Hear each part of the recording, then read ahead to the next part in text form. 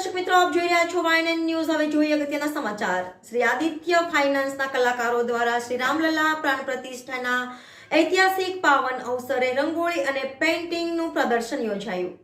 અયોધ્યામાં ભગવાન શ્રી રામ મંદિરના પ્રાણ પ્રતિષ્ઠા મહોત્સવને લઈ રામ ભક્તોમાં અનેરો ઉત્સાહ જોવા મળ્યો છે।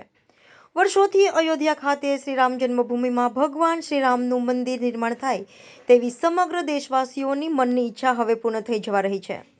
ભગવાન શ્રી રામનું મંદિર નિર્માણ થાય તેના માટે 2 વખત કાર સેવા દરમિયાન કાર સેવકોએ પોતાના પ્રાણોના પણ બલિદાન આપ્યા હતા। ત્યારે વર્ષોની તપસ્યા બાદ હવે ભગવાન શ્રી રામનું મંદિર અયોધ્યામાં આજે ભગવાનની પ્રાણ પ્રતિષ્ઠા થઈ રહી છે। તેને લઈને સમગ્ર દેશ દુનિયામાં અનેરો ઉત્સાહ જોવા મળ્યો છે। ત્યારે વડોદરા શહેરમાં આવેલા ઐતિહાસિક ઇમારત ન્યાય મંદિર ખાતે શ્રી આદિત્ય ફાઇનાન્સના કલાકારો દ્વારા આવતા ખાતે શ્રી રામની પ્રતિમાની પ્રાણ પ્રતિષ્ઠાના ઐતિહાસિક પાવન અવસરે રંગોળી અને પેઇન્ટિંગ પ્રદર્શન યોજાયું, જેમાં 30થી વધુ કલાકારો દ્વારા રંગોળી અને પેઇન્ટિંગ બનાવવામાં આવી હતી, જેમાં ભગવાન શ્રી રામ પર વિવિધ પ્રતિકૃતિ બનાવવામાં આવી, જેમાં આ પ્રદર્શન 30 તારીખ સુધી ચાલુ રહેશે। આ કાર્યક્રમમાં વડોદરાના મેયર, ગુજરાત સરકારના મુખ્ય દંડક અને રાવપુરા વિધાનસભાના ધારાસભ્ય, નગરસેવકો સાથે કાર્યકર્તાઓ ઉપસ્થિત રહ્યા હતા। Reporter Rahul Rajput, YNN news, Vadodara. સમગ્ર દેશ માટે ઐતિહાસિક દિવસ છે। રામલલ્લાની સ્થાપના થવાની છે। વડોદરામાં પણ તમારા કલાકારો દ્વારા રામલલ્લાની પેઇન્ટિંગ બનાવવામાં શું કહેશો? અમે 32 કલાકાર છે અને કુલ મળીને 23 રંગોળી અને 50 એવા પેઇન્ટિંગ છે, જે બધા રામ ભગવાનના જીવન પર જ આધારિત છે, બનાવ્યા છે। અને બધાના સબ્જેક્ટ અલગ અલગ છે, તમે જોઈ શકો છો અહીંયા બધા બહુ સબ્જેક્ટ છે। સો અમે કાલ 3-4 દિવસથી રંગોળી કરી રહ્યા છે અને આજે એનું ઇનોગ્રેશન છે। પાવન અવસર પણ આજે અમે ઇનોગ્રેશન રાખેલું છે। સો તમે અહીંયા જોઈ શકો છો બધા બહુ જ પ્રકારની રંગોળી અમે બનાવી છે અને રામ ભગવાનના જીવન પર જ બનાવી છે। આ રંગોળી બનાવતા મનમાં શું ભાવ હતો? એક જ ભાવ હતો કે આટલું મોટું પર્વ છે, ભગવાનનું સ્થાપના થઈ રહી છે, તો એ જ મનમાં એક ભાવ હતો કે આપણા તરફથી એમની માટે જે થઈ શકે તે કરીએ।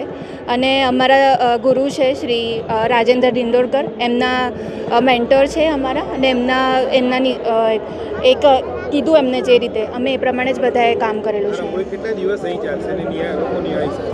30 તારીખ સુધી છે। સવારે 10 થી 8 લોકો અહીંયા આવી શકે છે। એની માટે કોઈ જ તમને ફી આપવાની નથી, તમે નિઃશુલ્ક અહીંયા જોઈ શકો છો। શું નામ મેડમ? મારું નામ મહેશ્વરી ભોગલે છે। મારી પણ અહીંયા એક રંગોળી છે। પહેલા જે ન્યાય મંદિરમાં સુંદર પેઇન્ટિંગ અને રંગોળી પ્રદર્શન।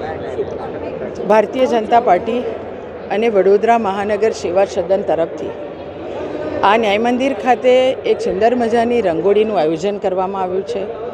વડોદરાના રંગોલીના કલાકારો સુંદર કૃતિ દ્વારા દીકરીઓ અને દીકરાઓએ સુંદર મજાની રામલલાની કૃતિ કરીને રંગોળીના માધ્યમથી તેમણે ભક્તિ કરી છે।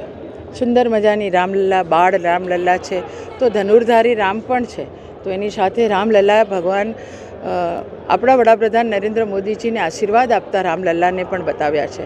તો અલગ અલગ કૃતિના માધ્યમથી આપણા રંગોલીના કલાકારોએ વડોદરાની કલાને પ્રસ્થાપિત કરી છે। હું તમામને ખૂબ ખૂબ અભિનંદન, ખૂબ ખૂબ શુભેચ્છા પાઠવું છું। જય જય શ્રી રામ।